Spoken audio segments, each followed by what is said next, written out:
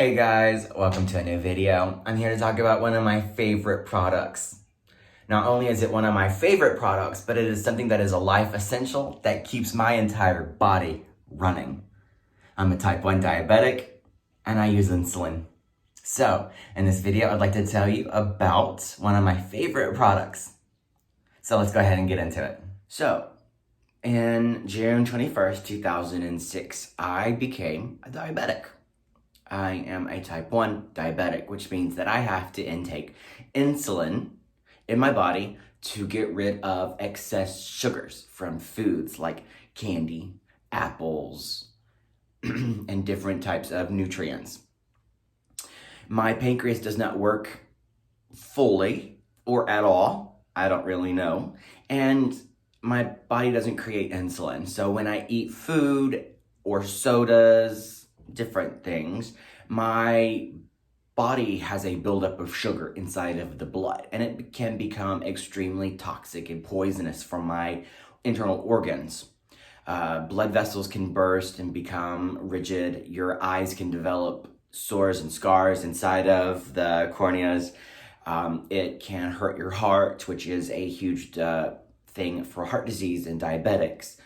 You can lose your feet and your legs and your hands to neuropathy, which is a sensitivity of your nerves going a little crazy all of the time. Soon you could lose a foot or hand to amputation if gangrene sets in. So I have to be careful what I do out in the yard or work or how I stand or how I work out. Yeah, like I work out. But in theory, I would have to monitor my diabetes and my lifestyle to create a healthy balance. So this here is a bottle of insulin. It's called Humalog, and it comes from a pharmacy. There are about 3 or 4 different types of major manufacturers of insulin. This little bottle through insurance is about $35. If I wasn't to pay it through insurance, it could be up to $300 to $400. Thankfully, I have insurance. Thankfully, I have a job and I have income to pay for this, because without this, I wouldn't be able to live. If a zombie apocalypse came and destroyed the world, the first thing I would have to do is go rob a drugstore for this. Otherwise, I would be fodder for all of the survivors to eat, or the zombies to just gnaw on me and just take all of my very, very sweet blood. Okay? So you can inject insulin several different ways. You cannot take it through mouth since it's a protein. It would get digested and broken down inside of your intestines and stomach, and your body would not be able to use that insulin, which is very crazy, right? So I have to inject it subcutaneously, which means inside of my skin that has a layer of fat. So this is called the OmniPod, and it is a little mechanical machine, a little robot that lives just under the surface of my skin and injects insulin every couple of minutes throughout the entire day. When I eat and I need to take a huge bolus, I would tell the computer, the little guy would start pumping out insulin into my body.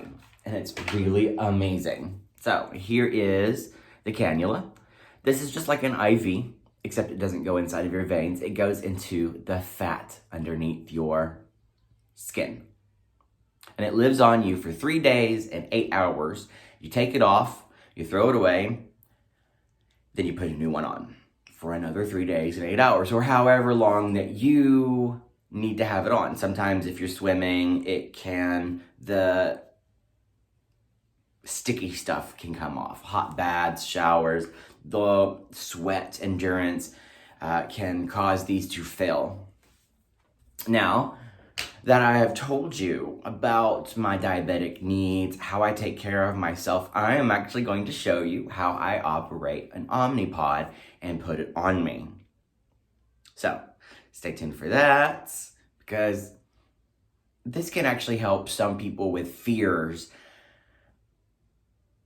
of these devices. I was very scared at first of taking shots, insulin with an actual needle and syringe. Now I use these pumps, I don't have fears, I don't have worries or doubts. And so if you're diabetic, or if you know somebody who is diabetic type 1, go ahead and send this out, share it. Because you never know who is struggling, who needs help, or a word of advice. So let's get to it. All right, so here's my setup. I have my blood glucose tester, my test strips, the monitor that controls the OmniPod, and my lancet to stick my blood sugar. I have an older pump sitting here, my bottle of insulin, and a brand new package of OmniPod parts. So let's get this started. Once you remove the backing, you have the pump, insert pump. This is where you put your insulin. This is where the cannula will come out. Here's the other side. Here is a giant syringe that is used to load the insulin into your pump. It screws on. And now you have a syringe. Okay?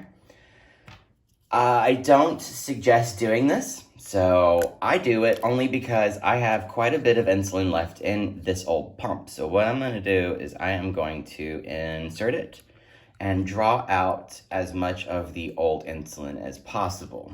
Now this is what I do because I like to save some money, and that this may not be may not be hygienic to some standards, okay? So now we're going to expel the air out of here. All right, so we've got that. See, it was just a little bit of insulin, but it was enough to, cause a fuss. I wanted to make sure I got that. So now I'm going to inject 150 milliliters of insulin into my pump after I have filled up the reservoir.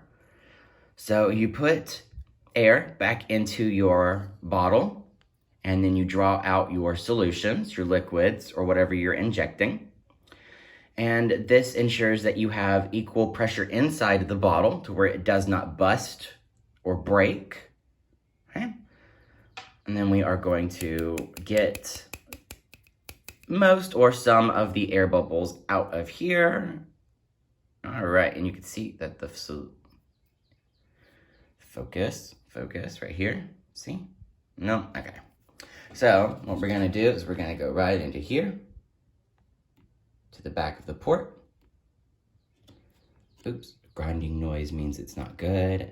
There we go. And so we're gonna slowly inject until we hear some noises happen. Okay, that means that the solution is fully in there.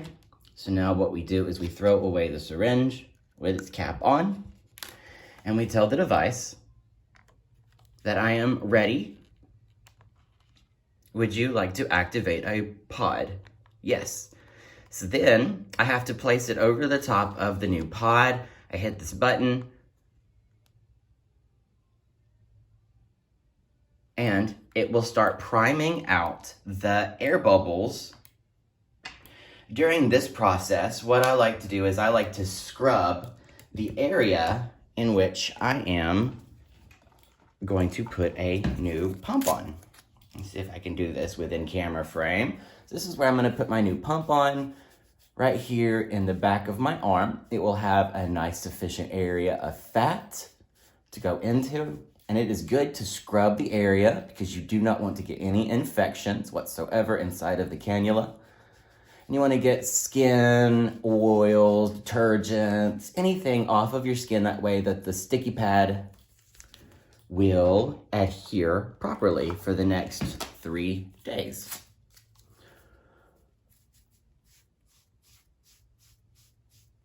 All right. Now the insulin pump is telling me that it is ready. I'm going to allow this to dry, and we'll move back over here. This is my goodie snack. So when I get low at 3 or 4 o'clock, maybe midnight, I can come in here and eat some goodies, my contacts, regular stuff in a bathroom. All right, so it says prepare infusion site, which I did. Then we're going to take this little guy out. We're moving on to the next step.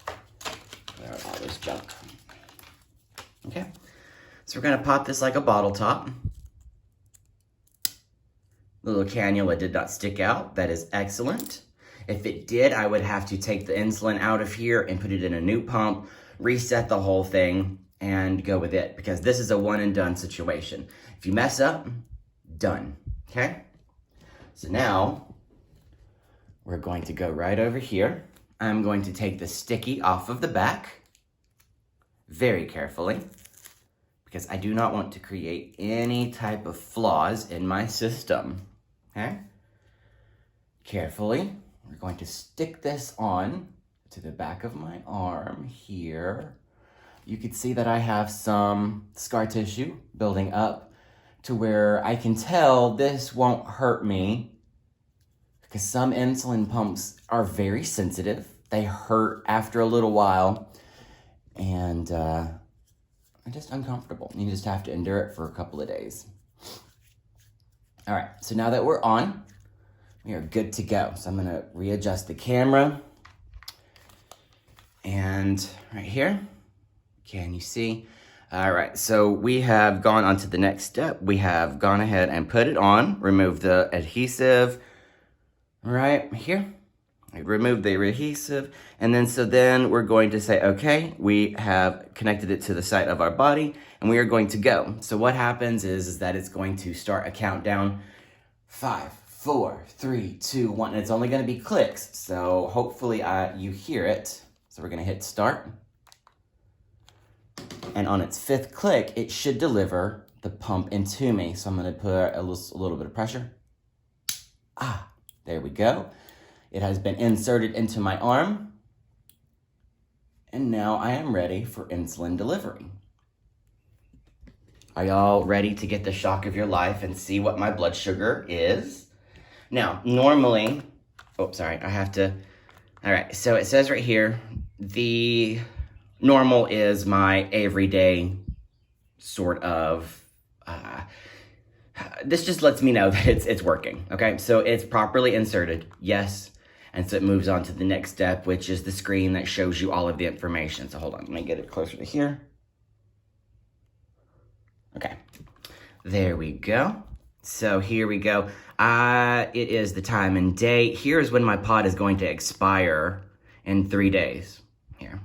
So this is how much insulin I injected the last time I used it. So here, let's see what my blood sugar is. It should be between 90 and 120.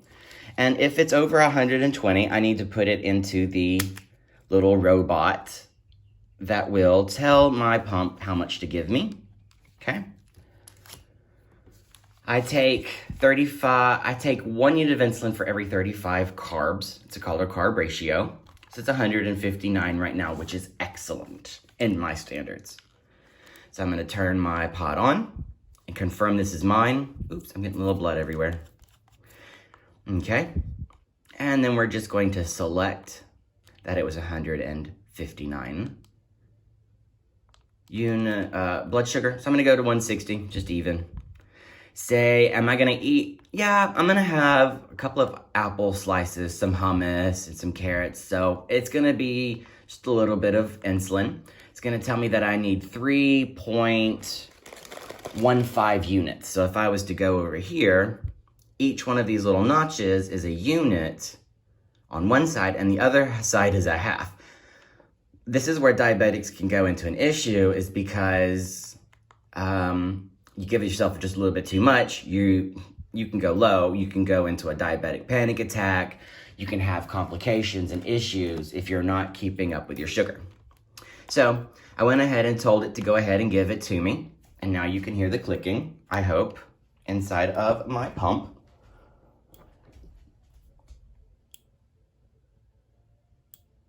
All right, and that is it. I hope that this video did not take too long. It wasn't boring, but I hope that it was informational, and I hope that you can use this to send to your friends, to your parents, to a loved one, or just post it on your Facebook or social media account to spread the awareness of diabetes. something that is near and dear to my heart, and I hope that you got something out of this, okay? Well, I love you guys, and thank you for tuning in to something that is my favorite product that saves my life every single day. I love you, and comment, like, share, subscribe, and I will talk to you later. Mwah.